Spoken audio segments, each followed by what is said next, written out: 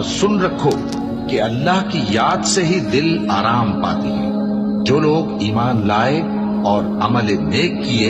ان کے لیے خوشحالی اور عمدہ ٹھکانہ ہے۔ اور اگر شیطان کی طرف سے تمہارے دل میں کسی طرح کا وسوسہ پیدا ہو تو اللہ سے پناہ مانگو، بے شک وہ سننے والا ہے، سب کچھ جاننے والا ہے۔ جو لوگ پرہیزگار ہیں جب ان کو شیطان کی طرف سے کوئی وسوسہ پیدا ہوتا ہے تو چونک پڑتے ہیں اور دل کی آنکھیں کھول کر دیکھنے لگتے ہیں، اور جب قرآن پڑھا جائے تو توجہ سے سنا کرو اور خاموش رہا کرو تاکہ تم پر رحم کیا جائے، اور اپنے پروردگار کو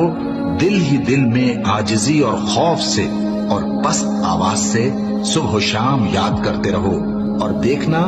غافل نہ ہونا۔ پھر جب تم یہ نماز تمام کر چکو تو کھڑے اور بیٹھے اور لیٹے ہر حالت میں اللہ کو یاد کرو۔ پھر جب تم مطمئن ہو جاؤ تو پورے آداب کے ساتھ